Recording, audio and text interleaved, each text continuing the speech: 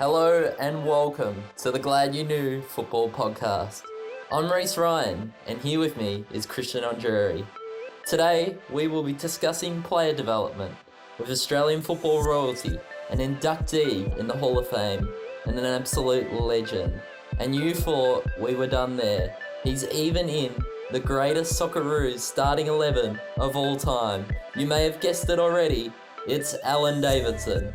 We hear about on what it takes to be a professional footballer through his experiences of his development passion for the game and how his son, a Socceroo, Jason Davidson, had a roadmap when he was 9 that if he followed Alan's road, he would make it in the game.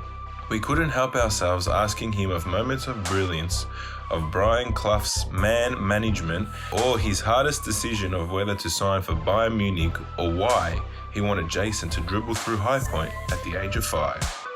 Just listening to Alan, you can only hear the joy and the emotion the journey of the game has evoked in his heart. And listening to this episode, I think you'll be glad you knew Alan Davidson. So, Alan, how did you start playing the game in the 60s? How did you fall in love with it when there was no coverage for the game? Actually, it goes beyond falling in love with playing soccer. It probably goes back to a bit of my background and upbringing, and father's Australian, my mother's Japanese, and they met after the war, which was in the 1940s, and 1947 they met, and my father was in the occupation forces with the Australian Navy, and then he obviously went to Japan. At the time, it was really a touchy topic, you know what I mean? There was no fraternising with, the Japanese hated the Westerners and the Westerners trying to get close to them. And also in terms of falling in love and all that, they were sent home on the spot. My mother, she comes from Hiroshima. So my grandparents were killed in the atomic bomb, and growing up with East and West in the household, you understand both sides of the stories of the hatred. My mother just passed away only a few months ago, and I was doing her eulogy, and then I actually my father wrote a book about his journey, and I started reading his book.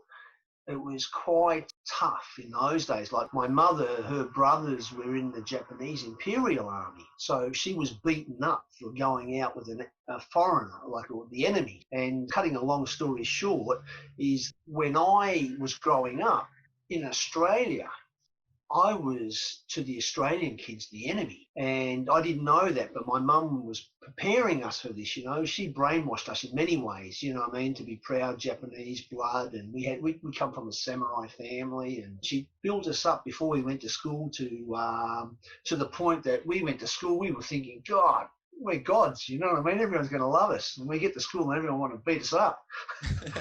So how did I get involved in soccer or football? Was my only friends were the Greeks. I didn't have any Australian friends. So you got to understand too, their fathers might have been in concentration camps, you know what I mean? And so things were tough. So as I found out, I was very close to a lot of the Greeks where they accepted me, and I started playing soccer because of the Greek relationship, because they all played soccer, football. What was similar about your development compared to Jason's? Did he have friends of a similar background, or was it completely different? Jason, I grew up in days when the kids this day and age, they don't understand war. They don't understand a world war. Thank God for that as well, because there's a lot of sad stories that come from both sides. And I inherited, because I was East and West, I inherited the wrath of the war. And because I was in the 60s, a lot of the kids I grew up with, parents were at war as well, and I know some were in concentration camps, and it was tough. My brother and I, we had our backs to our walls fighting every day. So I became mentally tough. I wouldn't take a back step with anyone. Even back in the days with the Socceroos, when I was a youngster in the team, I was a guy that was super, super confident, because you had to believe in yourself, and because if you didn't, you'd get left behind anyway. So I grew up inheriting my Japanese heritage in Australia. At the same time, I inherited something that I didn't realise as well, that was I stood out because I was the only Asian playing. So, Was that good or was that a yeah, it negative? was, well, I didn't care. I didn't look at in the mirror and say, oh, shit, I'm Asian. I think that's sometimes being a redhead. It is what it is, and you've got to deal with it, and you've got to get on with it. It all comes back to the mind, how strong mentally you are in the mind. I had a strong mind, and I was a strong character, and I didn't take a back step or take no shit from anyone. That helped me. And getting into the Socceroos, I had sports psychologists, but I had a psychologist when I was 3 years old. That was my mum. You know what I mean? She wasn't a psychologist, but she was preparing us to what she went through when she arrived in Australia, and she was preparing her kids for what was going to happen. They were going to grow up. And we were mentally tough and we survived. You're a big believer in kids having mentors in this day and age. Did you have someone that believed in you, who saw something in you when you were going through that development stage? Or was it your parents mainly? No, my mum. My mum was the driver it was always about being the best. And one of the things that later on in life I realised, I just thought it was my mum. She was just a hard taskmaster. At my mum's funeral, I went and met one of the ladies that went to the same Buddhist church as her. And my mum was one of the founders of the temple. And she was younger.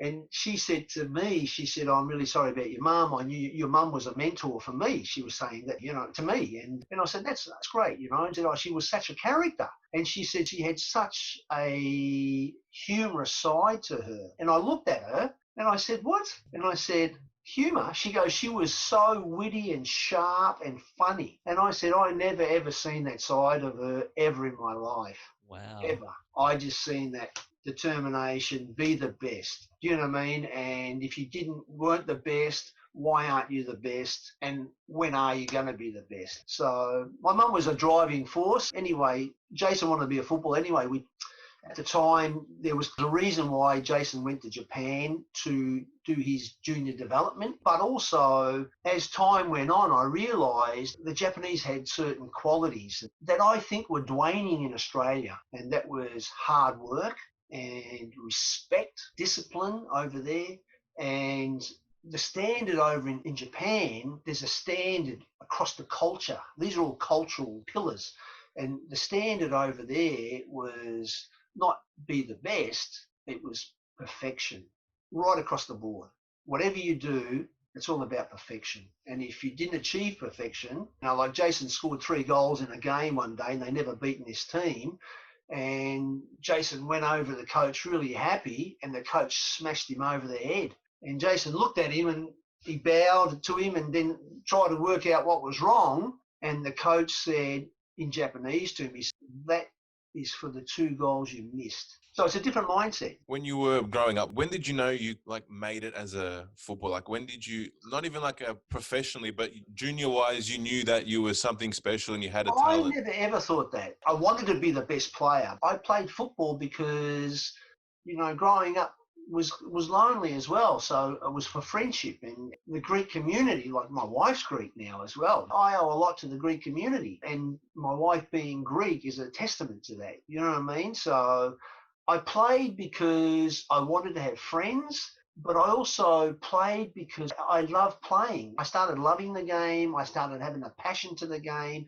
and it became an addiction to the game. And for me, it was just continually trying to play at a next level and the next level and the next level. I played in the state league at 15 and played at 18. I was playing in the old National League. Then at 19, I was in the Socceroos. It was just all these things were coming, and it was the challenge. But I was being rewarded playing at Altona and then in the state league. And then when I went to South Melbourne, all of a sudden I got in the young Socceroos, and then Puma stepped in, and then they started giving me all my boots. And like I used to, when I first played soccer, I only wore the old Chinese boots, torch boots, when they were selling them at the market. Everyone was wearing Adidas. But for me, when Puma stepped in and they sponsored me, and I wore, everything was Puma. And right through my career, I always, I had people Adidas come in afterwards, but I always stayed with Puma because I was loyal, because when no one wanted me, or they were the ones who came in for me, and I stayed right through my career with them. And I knocked back money from Adidas and Dunlop, $20,000 a year, just to stay loyal. Well, let's go back to junior development. Yes. Alan, I know we love hearing the stories about your We can go boots. off down the tangent, so sorry. Tell us about the journey of creating a player. I think you believe in that I agree. you're not born a player, you're manufactured. Can you tell us a bit more about that? That's my view. I think you can manufacture players, you know what I mean? Because I believe my wife was of a different opinion. She thinks that some players are born to be footballers and you're born to be a sportsman, or you're born this or born that. And to some degree, I agree that that could be a case, but I'm a real believer of understanding the tools, and I've lived the road. So because I've lived the road, I understand. Like, I don't think I was a born footballer, because I know I was the worst player in the team. You know what I mean? For 1 year, I didn't get a game. And then the following year, I was the best player in the team. I look back at that quote and I just look at hard work was the betterment for me being a better player. But I look at also, I think that the mind for me, and my mum had a big part in brainwashing me with my mind about driving through walls and overcoming obstacles. And if someone says can't, well, can't's not in my vocabulary. If anyone said can't to me, the first thing I'd do is take it on and show them that you can't do it. I'm going to say, yes, you can, because that's how I grew up. And being a footballer and living a journey, but after the journey and retiring from football, I realised my son wanted to be a footballer and I could contribute to him and his development and his target. And my wife told me that your job is to make him a footballer. Okay, so going back to players being manufactured, do you think Australia is going in the right step for developing players in that way, or can they do better? To answer your question, Christian, is the only measurement to that question is stats, and the stats say no. But I know my wife wanted me and Jason wanted to be a footballer, and I delivered. And I watched Jason play, and he played at 5. When he was playing, he had no concept of the game at all. Here I am now as a dad, and I'm looking at Jason. So what I wanted to do was, first thing, I wanted to teach him some of the fundamental things that is important. I wanted to teach him, and if you said this on a coaching course, they would absolutely throw you out. They think you're crazy. I was trying to teach Jason about space. If you ever watch 5-year-old kids play, there's 20 of them running around after the ball. There's so much space on the field, do you know what I mean? So I watched Jason play one game, and then I realised, I thought, how can I talk to a 4-year-old about teaching him about space? People would laugh at me. I got football knowledge, but I understand space and what it means. And so how am I going to impart this to Jason? And then I thought about it, and I thought to myself, there's tools out there. Everywhere you go, there's tools to train your kids. You've got to be resourceful. And what I did when he was 4 years old and 5 years old, when Effie was walking in the pram, when we were at Highpoint shopping centre or whatever it was, Jason, and he would always look forward to it because it was a challenge. And for me, this is about playing with the mind. So you've got to have fun. You're trying to build their confidence and self-esteem, which is the mind, and they're enjoying it. And all of a sudden, what happens is, if you can feed that and then turn it into a challenge.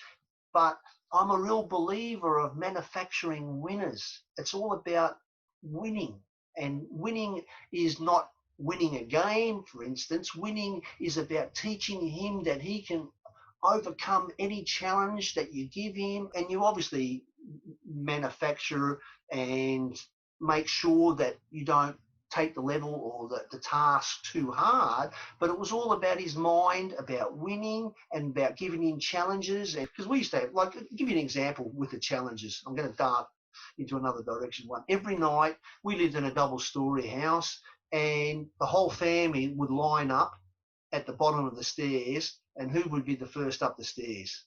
It's a race. Jason. Who's the winner? So, and then what's this all about? This is all about the challenge and trying to implement. And then what happened was, this was about Jason. Then I'd get up and I'd win, and I'd show him what winning was all about first. because he'd be sort of still young, and I'd get up there and I'd be winner and all this sort of stuff and winning. And then the most important thing next time was Jason was the winner. You control it. True story. I went for trials overseas 1983 when I was 23, and I went to Germany. And someone organised a trial for me with Bayern Munich. I trialled there for 5 weeks. Udo Laddick was the coach then. Uli Hoeneß was the general manager of football. And after 5 weeks, they offered me a 2-year contract.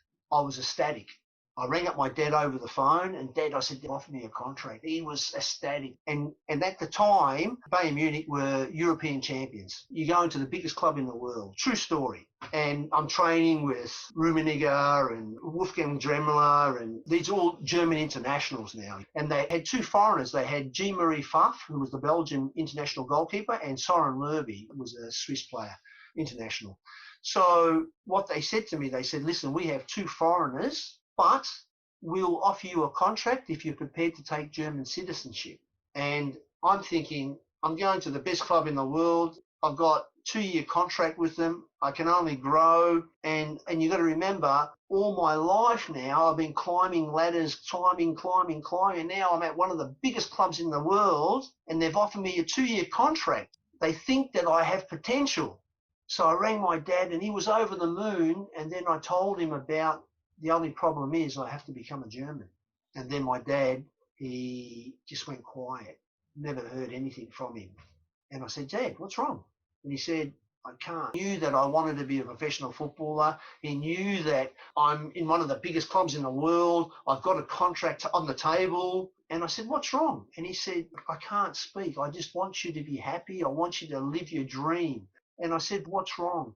He said, I just remember all my friends that died next to me to be Australian. And he was teary. He goes, listen, you have to live your dream. And I said, Dad, it's over, finished. And that was it, done. And I went back in there and told him it's not possible, it's not happening. Because for me, it was such a dream and such a high, the highest and happiest day of my life. In half a second, it was gone. Because being Australian meant more to me than playing football. How do you look back now on that decision? I don't regret it at all. You know what I am? I'm a proud Australian. I'm a proud Australian Japanese, if that makes sense, but I'm an Aussie first. You know, if Australia went to war, I'm fighting for Australia because, unfortunately, I just hope I don't meet any of the family over there. You know, but that's the true story about in terms of that in that context, you know what I mean? So these are all challenges. At that time, I'm still addicted to football now. Like if anyone's playing, I'll be the first one to put my hand up. It's a passion for me, but it's more of addiction for me. It all comes back to that passion, you know. And one thing that I wanted to do with Jason was I wanted him to, because Effie turned around and said he wants to be a footballer. This is at 2. So 3. And I said, all right. And I said, Effie, you understand that, you know, wanting to be a footballer just doesn't work like that. Your dad's a footballer, son's a footballer. I said, look at all the Socceroos. There's no kids playing with them. There's hardly any, you know, it's not that easy. She said, he wants to be a footballer. That's your job. I don't care. You don't tell me whatever your excuses are. You just do the job. First thing then is, okay. And I said, I just asked myself, the most important thing for him was to be happy and to feel a sense of achievement. So running up the stairs, that's a sense of achievement, winning. So trying to create all these things that you're achieving and you're a winner. And what I found with any kid or any boy or girl is when they play, the most important thing for them when they train and play is they hit the net, they score goals. And then what I did, we set up goals in the lounge room, and Jason used to play, and I'd score goals, and then I'd be running around and have the music on, and then he'd score goals, and he's running around with his top. Like he's John Aloisi. Yeah, John Aloisi, or we had Ronaldo and Maradona days. And or Romario. Well, yeah, whoever hit the net, you know what I mean? So it was about... Still scarred from Romario. Well, it's part of the journey. But the thing was, you know, well... Hey, it's great to play against Brazil and it's great to play against some of the best players in the world as well, So for me, I look back at them and I think I look at how we did. I look at, these were world-class players. We look at, I was an electrician at the time. We worked all week and then we had to train 2-3 nights a week. And you were still the brightest spark on the pitch? Well, going off what you're saying about developing and stuff, one of the big talking points is that previously, golden generation, your time, bringing up Jason and all that, we're developing our players as football players. Now, it's been talks that they're just developing players as athletes now. We're an athlete country. We're not an actual footballing nation. Like, there's no process in developing a footballer anymore. So what are your thoughts about that? Oh, I was at a PFA meeting not long ago. That was interesting because all these topics were coming up at the time. All these topics, and they were asking some of the ex-players, what do you think? And it just so happened that I was sitting next to Ron Smith. I was blessed that I was coached with him in the state team, in the state system, and I knew what Ron Smith's capabilities were and what his achievements were, and it doesn't shock me that he was the mastermind of the golden generation because I know Ron. I know Ron personally. Listening to them talking about, the direction and what's going on and what happened and blah, blah, blah, and where are we going now. And I'm saying, why are we trying to reinvent the wheel? We've got Ron Smith here, who's the mastermind of the golden generation. You just got to ask any of the golden generation players and they'll talk. And I'm before the golden generation, and I'll tell you, I'll swear by Ron Smith. And they'll swear by Ron Smith as well. Every one of them.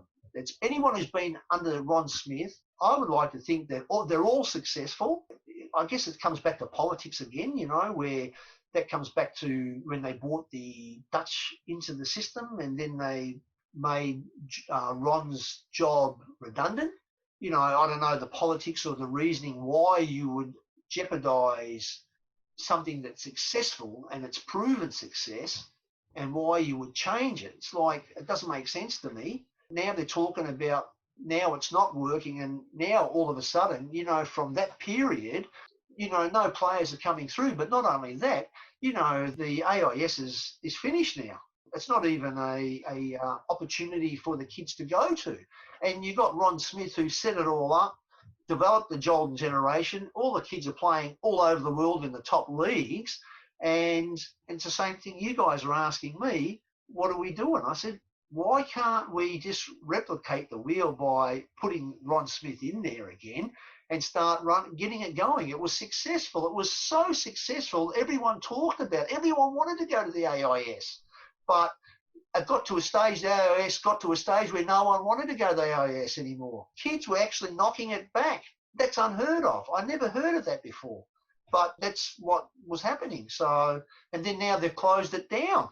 So was there a reason, though, to why kids were knocking it back? Was there an opportunity? Was it more attractive to go to Asia? A-League clubs, and why the AIS was dismantled, because from what I can gather is they wanted to develop kids through the A-League clubs, you know what I mean?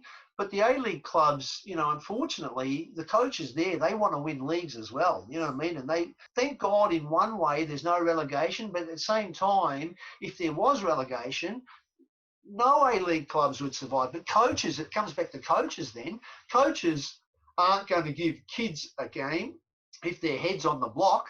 They're going to try to get senior players and buy players and whatever. But, yeah, there's question marks because you've got to ask who's running the show into, like, the A-League clubs. What about the development? What's the governance involved to allow or to make sure we look after junior players? Is there any governance? Is there any governance in there? There should be 3 under 21 players in the NPL senior team. Is there any governance? There should be at least one national team player under 23 in the A-League in your team. This sort of stuff. It's all governed by governance. And if you start introducing governance with junior development into the A-League and national system, well, then you might find that it might become a serious manufacturing treadmill again, because the AIS was a manufacturing treadmill for national team players. There's no question about it. No one can talk that down. Ron Smith, his CV is second to none. in terms of junior development. I'd put him up against the best in the world, to be honest. Just going back to the A-League for 1 second. What is the point of the A-League if we're not developing young players? Because I get the feeling that the league can't grow if you're not bringing through the young talent for people to get off their backsides and go to the games and be inspired by the younger kids. The younger kids have no heroes that are Australian.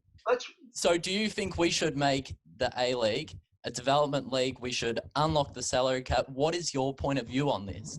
Unlock the salary cap, that's an interesting point. You know what I mean? I don't know if you can unlock the salary cap. Because what's the point? I say it again, because A-League clubs are running at a loss. They can't make any transfers. They bring in players from overseas. There's no young talent coming through. What are we doing here? What's the objective? That's the question. Like I've listened to what you said, and for me, the objective is, what I think the objective is to try to have the best national team in the world. And to have the best national team in the world, that means that you've got to have your best players playing in the top leagues in the world. And that means they've got to be Australian. And then you've got your superstars to look at. And then your league and your A-League is a manufacturing tool for national team players. But there's one thing that, and don't get me wrong, it's achievable because Ron Smith did it. We're not airy-fairy talking here. Ron Smith achieved that. He had a vehicle set up. He set the AI up with Jimmy Shoulder back in the day, and he created this hub, and it was working. And Ron Smith's still around. That's the problem. Ron's still around. He's still doing work, odds and ends here and there, and with FFA and all that sort of stuff. But I don't know why or what's happened. I should talk to him about it. But, and the thing is, he was not only looking after the Australian national team, but you've got guys playing in Serie A, Premier League, in the Liga NOS, like Jason in Portugal.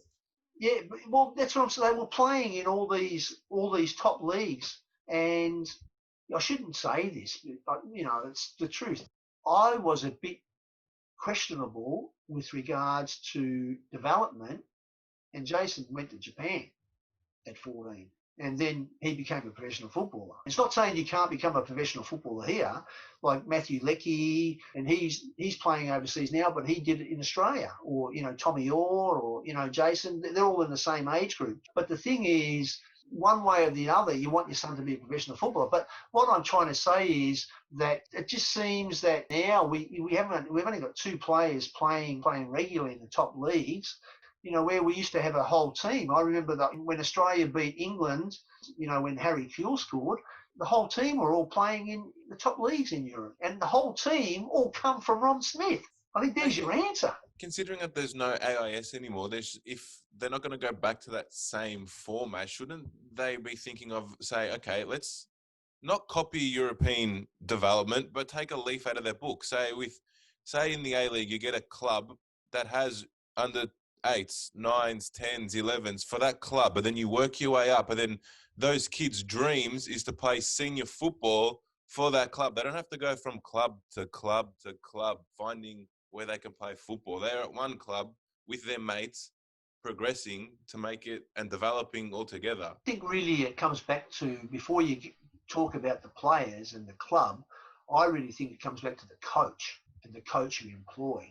Ron Smith, he's gone from the AIS, and the AIS was working for a long time after it, but no one's coming out of there. So what I'm trying to say to you is successful coaches and coaches that achieve certain things like Ron Smith, who's second to none, we should be using Ron Smith to develop coaches as well, not only footballers. So we should take, say, for example, footballers going overseas and learning something. We should maybe coaches go learn a different style of play, learn a different technique, come down here and bring Australian coaches with a European understanding of the game? I think we're going too big, too fast. We're still developing. We're at the wrong end of development at the moment. What we need to do is we need to try to look at what's going wrong with football. And I don't know why Ron Smith, you're not talking to him. We might have to get him on here. See, you can talk to Ron Smith himself, you know what I mean? And what I'm trying to say to you is, it's like, is there politics in the game? Is there jealousies because of Ron Smith? Are those coaches good enough to develop the kids that should be playing in the National League, overseas and all this sort of stuff? For me, it all comes back to the coaches, getting the right coaches, because if the team's not doing well, what they do is they sack the coach. I'm saying don't sack Ron because he's successful. And now they got rid of him and look what's happened. And what I'm trying to say is that the curriculum and all that's great. I think it all comes back to the coaches. And if you're going to measure a coach, then measure him not with what everyone says, measure him from the stats of what he's achieved.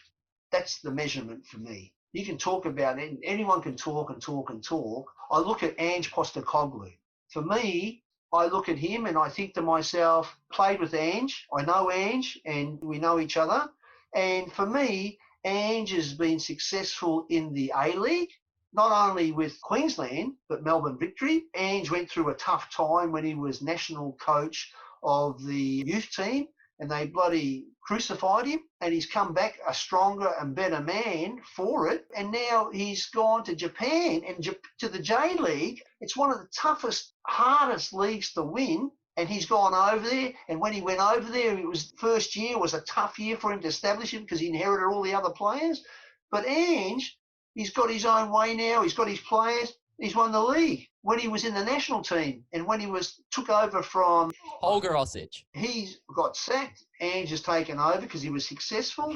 And then everyone was, we went to the World Cup and we had a tough group. We had Holland, Spain and Chile. And Ange has picked all the young players and he's picked a team that he thinks will do well.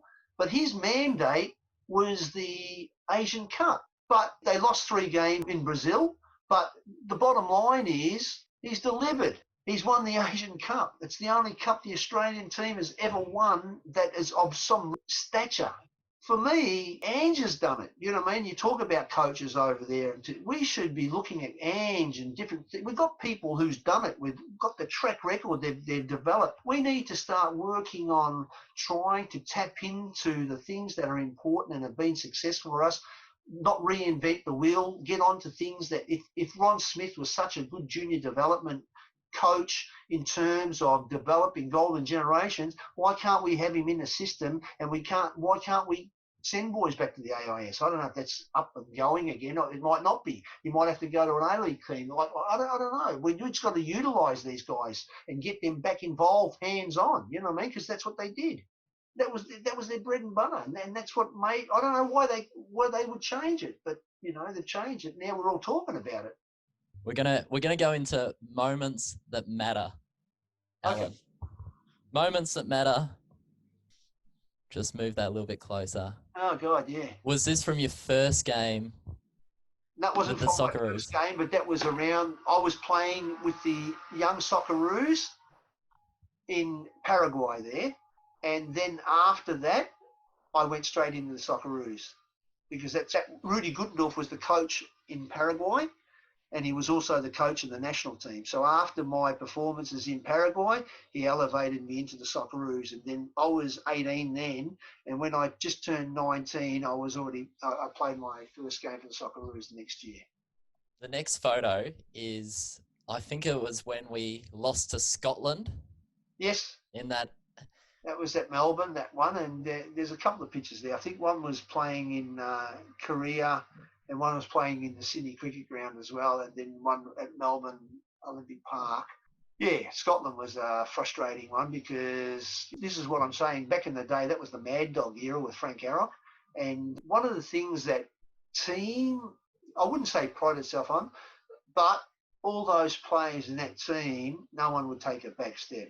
I tell you what, there were so many fights in that team because I remember Frank Arrock, when the first team got together, Frank Arrock was appointed the coach and there was 2 players that had been in the national system prior. It was John Cosmina and myself. And he turned around and he said, apart from John Cosmina and Alan Davidson, all the rest of you are new. And there's a one reason why you're all here. And he turned around and I remember what he said. He goes, there's only one reason why all of you are here, because you're all bastards. So, and it was true. But that was the truth. That's what he said. He goes, you're all bastards. You all got nasty streaks in you. He goes, I'm here to rebuild the pride of this national team. And he said, I'm not here to try to win hearts. We've got to win our pride back.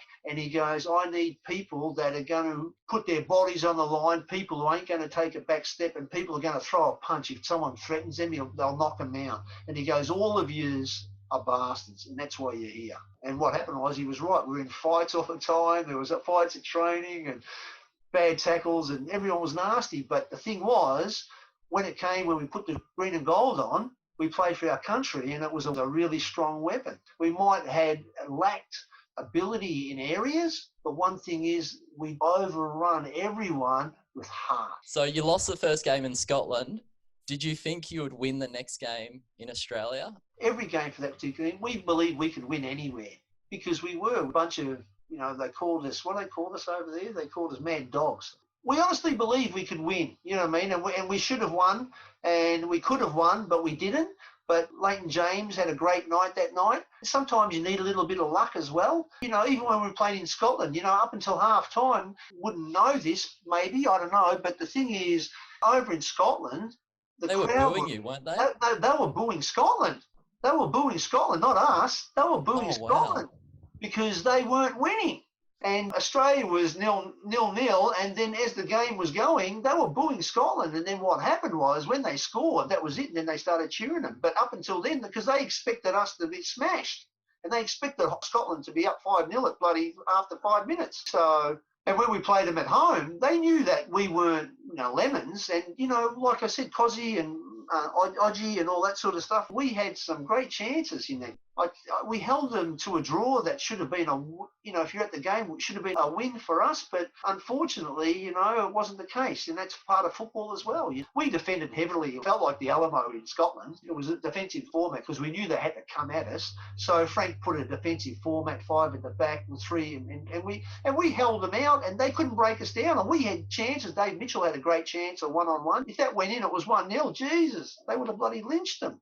But as it was, they won 2-0 and came home. And I tell you what, it was the best atmosphere to play in. At the time I was playing in England as well. And it was, like I played like an atmosphere like Manchester United at home against Forest.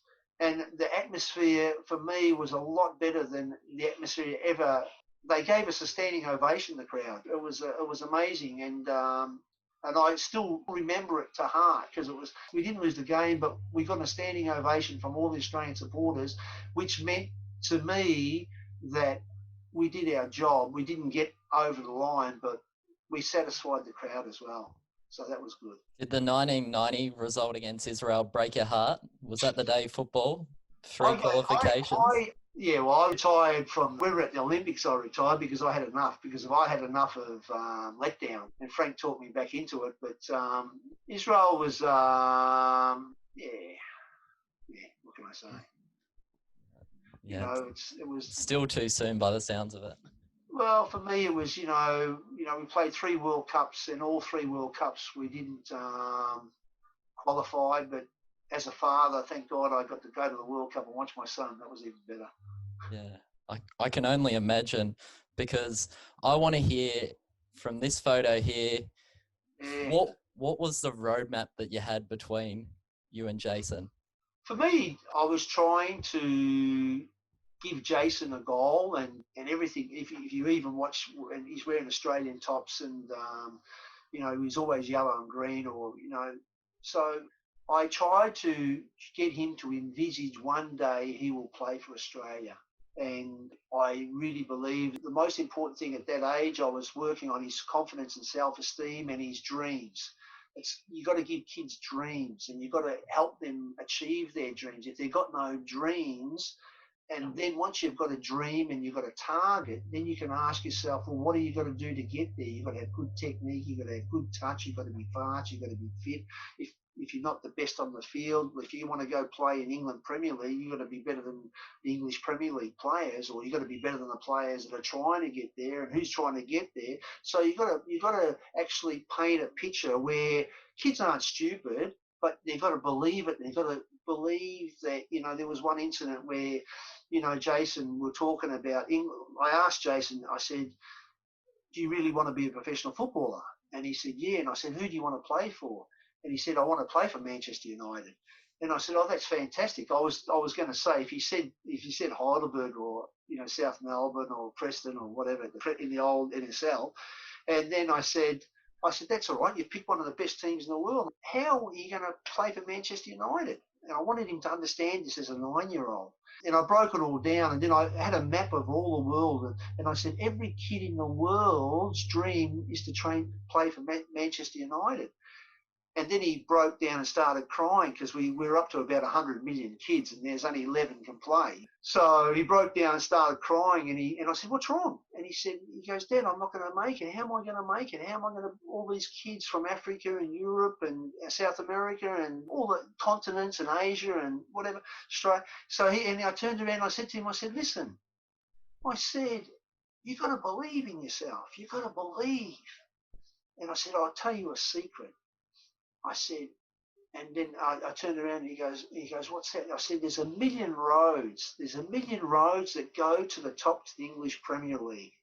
I said, but all of them have got dead ends, all of them, except for one road. And I said to him, and guess what? His eyes are starting to light up. And I said, I know the road because I've driven on the road. I know the road. I can get you there. I said, I can't get you to Manchester United. I said, but I've played against Manchester United in the English Premier League. And then he looked at me and he turned around and he looked at me, his eyes lit up and he said, Dad, he's whispering in like it's like there's people listening, we're in his bedroom. Dad. And he said, you got to make me a promise. And I said, what's that? And he put out his little pinky. We had this little pinky promise, you know what I mean? And he put out his pinky and he turned around and he said, Dad, he goes, promise me you don't tell anyone about the road. And I said, no, I won't tell anyone. Promise me. You know what I mean? So that was the start of the journey. But you know what it is? It's about giving them tools and giving them belief, making them believe, giving them challenges, giving them targets. And at a young age, they've still got these dreams, and you're nurturing. But as we're growing and as we're getting older, you've got to put the tools in place. What's the next stage of the development? What's the next stage of the development at that age? And then you keep challenging them and keep putting the tools in, and it's a stepping stone, and it's a journey of stepping stones to make sure. It's like building a car. You start at the assembly line, and you start with, I don't know what you start with, and then at the end, and you're putting all your parts in, and as you get to the assembly line, at the end of it, the car comes out. Well, at the end of the assembly line, the player comes out. And that's, for me, how I did it with Jason. And the only thing that, I didn't know one thing, and that was the hardest thing that I don't think anyone knows. And that question was, and I said that to my wife at the time, I said, there's going to come a time where I'm going to ask a question and I don't know what the answer is going to be. And I said, and what she said to me, what's that? I said, I don't know how much he wants it. We can talk and talk and talk, but we've got to test him. And Japan was the test. At 14, go to Japan and can't speak a word of Japanese, and they don't speak English, and now you've got to survive. How much do you want it? And then after 3 months, we weren't allowed to see him for first 3 months because that was the testing period to see if he was going to break or not. And after that, we flew in, and I remember saying goodbye to him. And we spent 2 weeks there. I was coming in from Europe, and he spent 2 weeks with him, and we had a great 2 weeks. And then when I was leaving, he grabbed me because we were at Tokyo Station, train station. He grabbed me by my and he said, Dad, and he started bawling his eyes out as a 14-year-old saying, Dad, don't go, please, please don't go. And I said, listen, Jason, come home. If you want to come home, let's go home now. You know what I mean? Because we've already missed him for 3 months. And he looked at me, he goes, no, I can't leave. I can't leave. He said, the football here is fantastic. He goes, I can't leave, Dad. He said, one day, but not now. And then anyway, I went down the elevator and then I started crying. I didn't want to cry in front of him. And then that's when I knew how much he wanted it. He wanted to be a footballer. And you know what? The ultimate sacrifice. And I got pictures of him coming home. He only got 1 week. People don't know. He only got 1 week off a year in Japan. And he used to come home for just 1 week. And then, after 7 days, we're taking him back to the airport, and he's flying back to Japan on his own, crying his eyes out at the airport, going back home. We're crying our eyes out. But the thing was, he wanted it. And he knew that Japan was the place because the system, he loved Japan. He loved Japan, the football. He didn't like the heart, because over there it's quite brutal, the rules. But it was...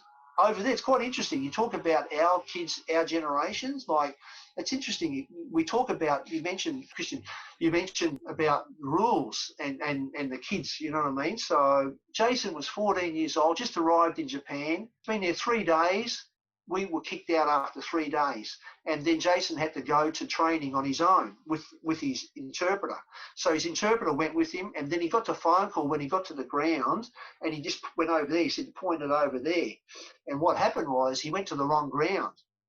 He had to go to the left instead of the right.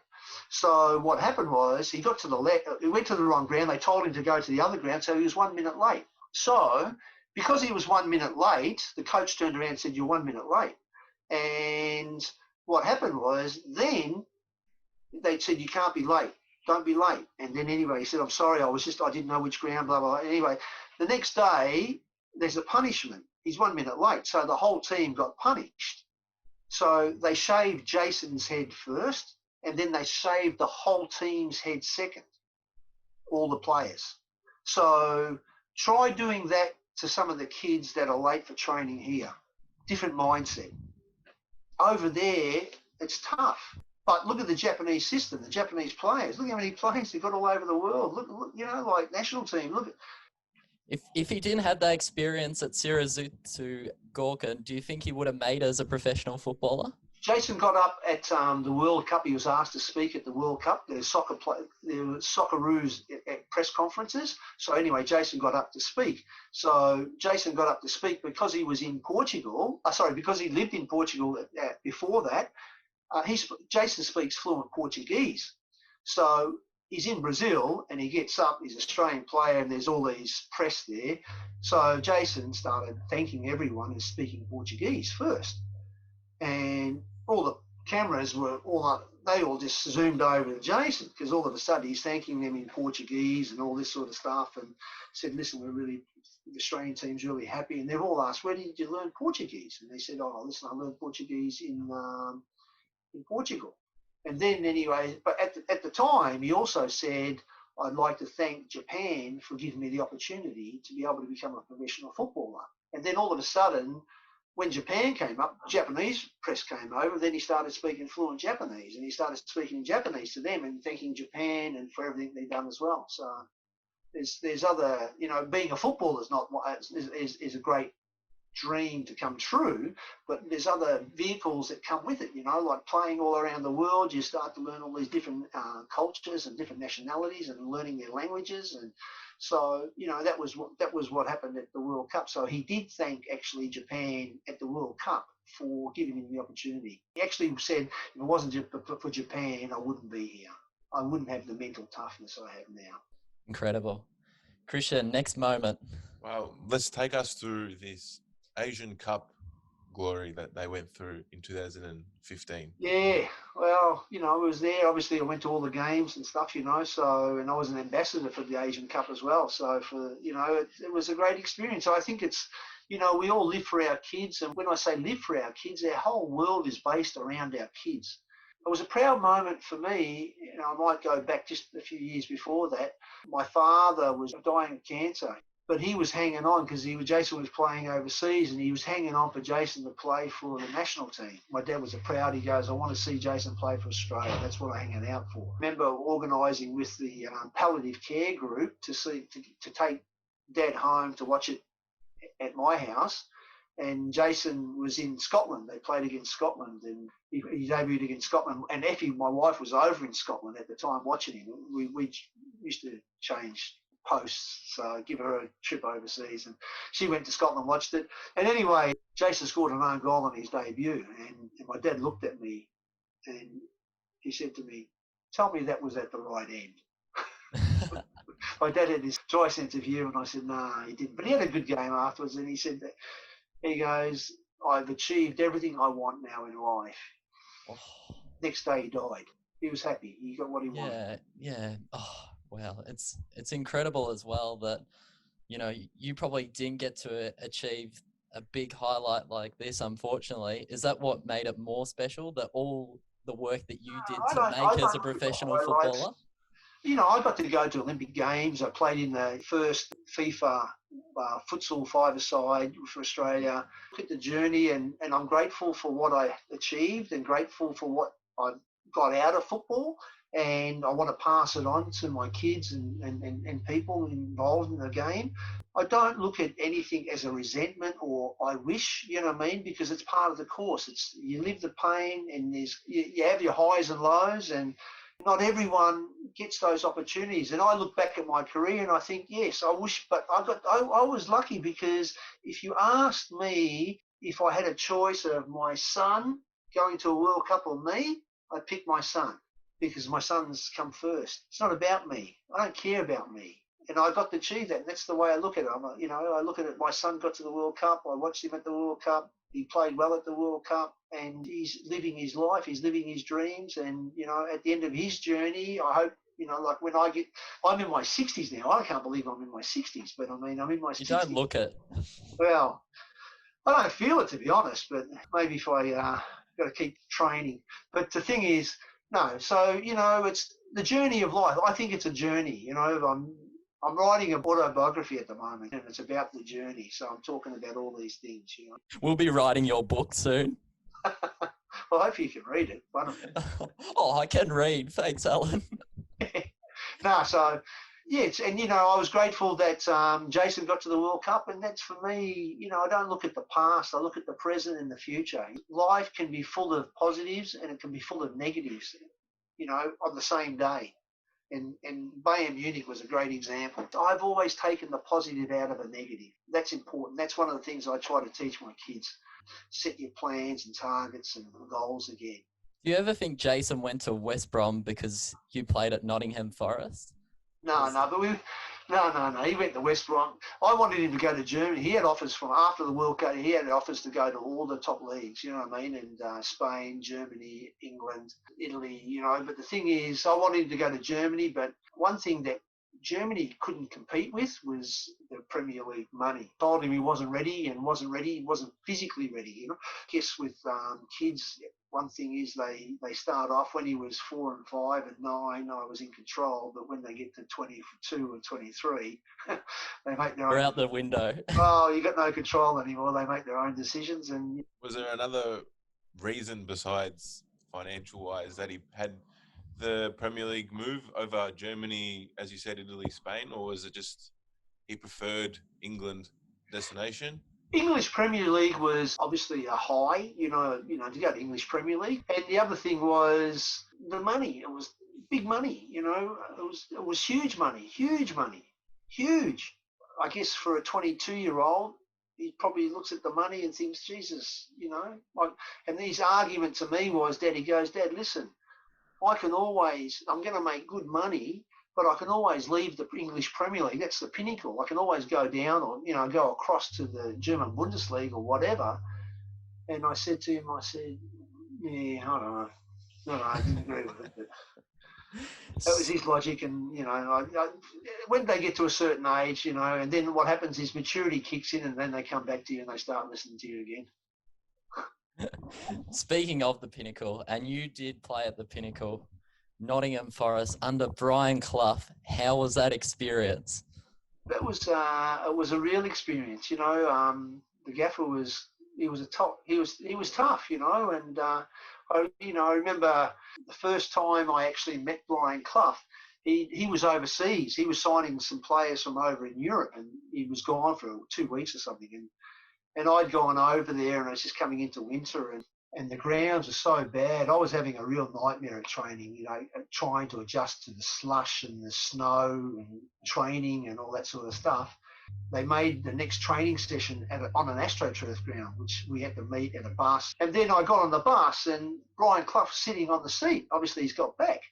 And he looked at me, and I looked at him, and I was like in awe, there's the boss, And he turned around and went, "Oi." He said, "Who are you?" And I looked at him, and I went, "Who am I? What are you playing?" It's like I was dressed for training.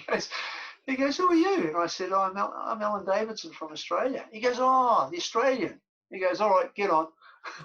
That was it, And then I got on the bus, and I was thinking on the bus, well, he doesn't even know me. I said, shit, So anyway, the pressure was on at training and thank God we were on AstroTurf because I had a fantastic training session. Nothing could go wrong. And after training, the gaffer turned around and told me, I'd called me back off the bus, and he called me back and he said, "Listen," he said, "I want to see you in my office straight after the training shower." And then he turned around and he said, "Listen," he said, "son," he said, "I just want to let you know that you're playing against John Barnes on the weekend. You're playing against Watford." So this was on a Thursday. And I looked at him and I was sort of shocked, thank God he wasn't there 2 weeks prior. And then he turned around and I looked at him and he goes, "Why? Is there anything wrong?" And I just said, "I'm not sure if I'm fit enough." How the hell are you going to get fit if you don't play? Obviously. Yeah, well, I didn't think you would, and I missed the Wednesday youth game, so, I'd sort of, and then he turned around and he said, "You're playing against Barnes," and that was it, so. Was that just how sharp he was? Barnesy? No, not Brian. Yeah, just how quick-witted he was. Oh, he was super sharp. I mean, super. One thing that I learnt from England, I learnt that English managers were so sharp and witty. They were so quick. Oh, I was learning. I was still a kid, even though I was 24, but living over there in a professional world, I felt like I was a 15-year-old. You know what I mean? Because even the youngsters like Norman Whiteside, who was 17 or something, but these guys were already hardened professionals. You know what I mean? Like I was still learning. I remember the next game I played. Cloughie turned around. Like these are now Clough's in town, and now I'm starting to learn about things with him. Like it was an experience for 2 years just living with him. But like an example was, we lost 1-0 to Watford, and then on the way home, he's pulled the bus over, and then we've got on off the N1, and then like it's a 3 or 4 or 5 kilometre drive to Nottingham, and the bus stops, and then he wrote everyone off because he wasn't happy. Everyone had to walk home. Oh. So this is real. I'm serious. I live like, and then he looked at me and he said, "Son." He gave me the thumbs up, and Peter Davenport, he gave me the thumbs up, him the thumbs up, and we did okay in the game. Like he was happy with us. He got the thumbs up, which meant that which meant that you were playing next week. So we were playing Man U at home next week. So he's given us the thumbs up. The rest of yous, he said, anyone gets in the car, because all the fans are coming back now. So he goes, anyone gets in the car, you're on the transfer list. People were stopping, taking photos and all that, but we all had to walk. They all had to walk home. I walked home before, after that. But I mean, I could talk about Brian Clough for the next 2 years too, because every day he's a real character. I remember he grabbing me at half time against Man U. He had me up against the wall and I was choking. You know what I mean? I couldn't breathe, and he blamed me for the goal. We were losing 2-0 against Man U, and he blamed me for a goal that Gordon Strachan scored. And, I didn't think I made the mistake. But anyway, I wasn't thinking about it. All I was just was getting choked.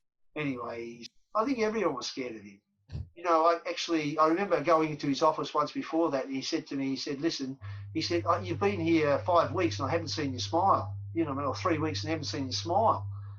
And I said, oh, that's because I'm scared of you, boss. And he turned around and said to me, he said, son, he says, you know, Mr. Samuels, he's the chairman of this club. He owns this club. He pays my wages. He said, he's scared of me as well. So I sort of put it into perspective, I guess, you know what I mean? But yeah, there's a lot of stories about Brian Clough. He was, I found him to be a fair. He was, when I told him I was scared of him, he actually started inviting me over to his house. So that was really uncomfortable as well, because I just, you know, I just didn't want to be around him, you know what I mean? Because he was Scary. He was lightning sharp. He didn't suffer fools. And he said to me, when he told me, when he said, come to dinner, he said to me, you're the only professional footballer that I've met that appears honest. You know, like he thinks all the footballers, you know, they're all shifty. And that's what he said to me. He goes, you're the only footballer I've ever met that's honest. We can talk about Brian Clough. That's pretty amazing to be given those words by Brian. I got a lot of respect for him. I enjoyed the time with him, and I got injured and left. But the thing was, we come across each other a few years later, and he was quite pleasant and hadn't changed, but he was still ruthless and still humble, but ruthless. If you can sort of imagine those two things together, they were humble but ruthless at the same time. Like, football was everything. So he still accepted you being best mates with Elton John. The chairman, that's when what happened, he walked in. I was standing by the door and Elton John walked in, you know, and this is my first game, and I got knocked over and I'm on my back, and then I'm looking up who's knocked me over, and I'm trying to work out what happened, and there's this guy standing over me. He's wearing a top hat, you know what I mean? I'm thinking to myself, what the hell, what? And then it was Elton John, you know what I mean? I thought I was dreaming. The gaffer jumped in and turned around and said, Mr. Chairman, he's trying to injure my Australian player, because at the time he was married to an Australian lady.